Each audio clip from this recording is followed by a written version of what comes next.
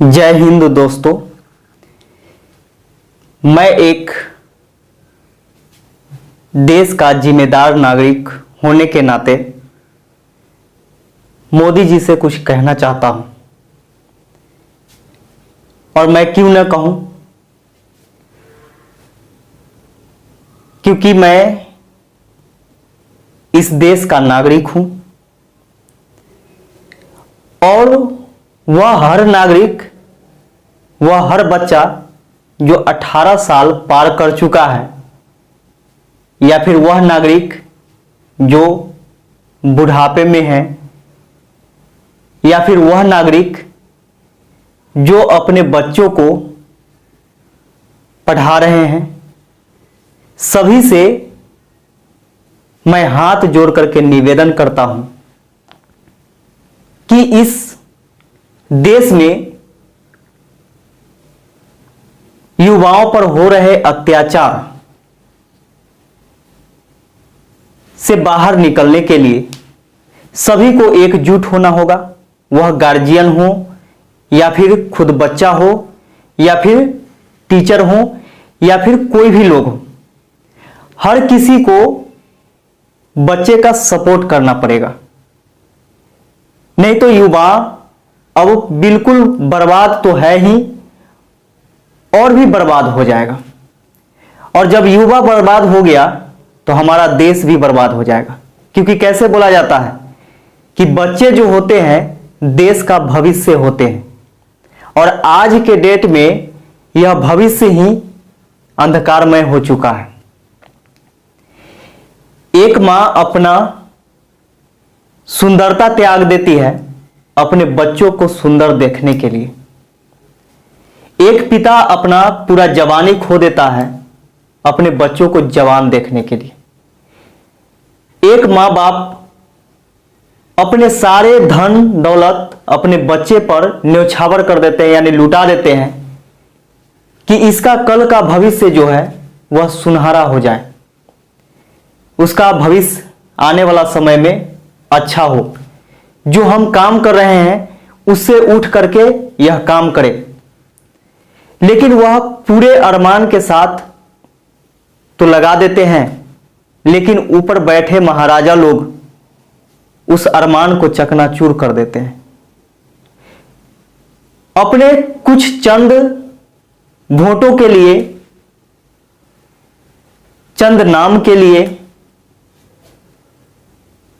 किसी घर को बर्बाद कर देते हैं। दोस्तों,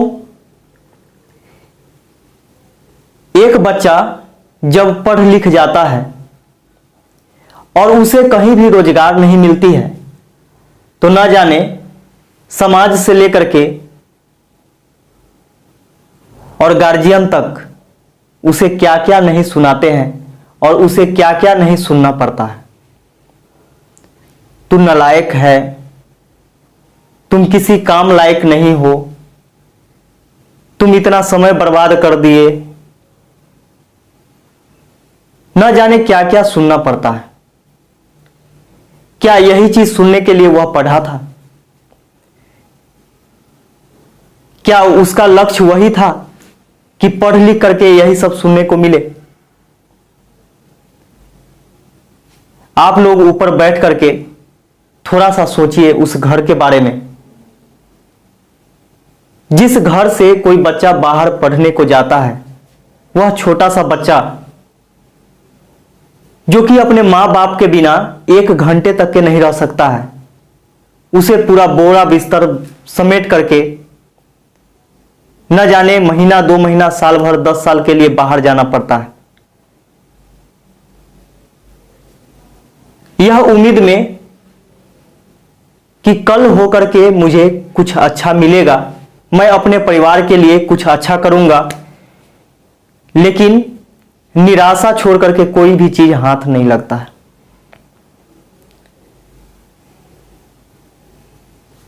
वह कंपटीशन का तैयारी करता है, या फिर इंजीनियरिंग करता है, या फिर किसी भी चीज का तैयारी करता है। वह यह सोच करके नहीं तैयारी करता है कि हम आने वाला समय में बर्बाद हो जाएंगे। उसके पास जुनून रहता है, उसके पास हिम्मत रहता है, साहस रहता है कि मैं भी कुछ करके दिखाऊंगा, मैं भी कुछ बनूंगा। लेकिन यहां का लाचार सिस्टम, सरकार का जो लाचार सिस्टम है, वह सिस्टम उस बच्चे को बर्बाद कर देता है। वह सिस्टम जो कि बच्चे से फॉर्म भरवाता है और एक इलेक्शन पूरा बीत जाता है फॉर्म भरने से लेकर के और रिजल्ट आने तक, फिर वही सरकार वादा करती है कि जिसका जिसका रिजल्ट फंसा हुआ है उसका रिजल्ट आने वाला इलेक्शन में होगा। 2 करोड़ नौकरी दी जाएगी, 10 करोड़ दी जाएगी। कहां कोई मना कर रहा है? आप पूरे भारतवर्ष को नौकरी दे दीजिए, जितने भी लोग हैं सबको नौकरी दे दीजिए, लेकिन दीजिए तो सही, बोलने से नहीं होता है। आप पूरे जिम्मा उठा लेते हैं कि ये करेंगे, वो करेंगे, वो करेंगे, आपको कुछ नहीं करना है। वो सब जिम्मा उस परिवार के पिलर को दे दीजिए। किसी घर में जवान जो बच्चा होता है वह घर का पिलर होता है। उस बच्चे को जिम्मा दे दीजिए ताकि कुछ बन करके अपने परिवार के लिए सोचे और अपने परिवार के लिए कुछ करे। आपको कुछ करने का जरूरत नहीं पड़ेगा। वह बच्चा खुद ब खुद अपने घर को क्या कर सकता है? डेवलप कर सकता है, अपने परिवार को डेवलप कर सकता है। और वह आने वाला समय दूर नहीं होगा जो कि यह पूरा भारत जो है यह डेवलप होने से रुक जाए। क्योंकि आप जानते होंगे कई सदस्य मिलकर के एक परिवार का निर्माण करता है, कई परिवार मिलकर के एक टोला का निर्माण करता है, कई टोला मिलकर के एक गांव का निर्माण करता है, कई गांव मिलकर के तहसील का निर्माण करता है, कई तहसील मिलकर के एक जिला का निर्माण करता है, बहुत सारे जिला मिलकर के एक राज्य का निर्माण करता है, और बहुत सारे राज्य मिलकर के एक देश का निर्माण करता है, और बहुत सारे देश मिलकर के एक विश्व का निर्माण करता है। लेकिन शुरू कहां से होता है? वही परिवार और उस परिवार के सदस्य से। एक एक सदस्य, एक परिवार का अगर एक सदस्य यानी कोई भी व्यक्ति बिखर जाता है तो दूसरे को क्या जाता है? कमीज शर्ट वाले को क्या जाएगा?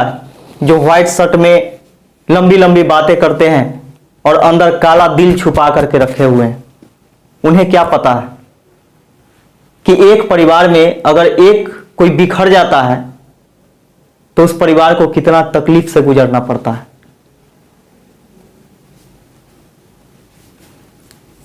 इसलिए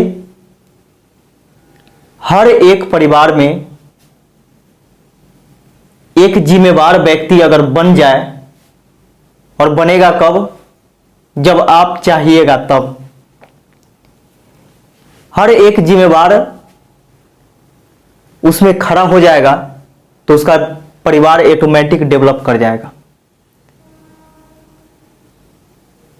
तो मेरा नम्र निवेदन है कि ये पढ़ाई सिस्टम जो है उसको जैसे चल रहा था वैसे चलने दीजिए। जैसे नौकरी लोगों को मिल रहा था मेहनत से, वैसे मिलने दीजिए। क्योंकि ऐसे कहा जाता है कि जो 10 लाख 20 लाख रुपया दे करके जो नौकरी करता है वह इस देश के लिए कभी भी भला नहीं सोच सकता है। अपने इस परिवार के लिए, इस देश के लिए, इस समाज के लिए वह जहर ही होगा, वह जहर ही घोलेगा, क्योंकि उसके पास नॉलेज नहीं होगा।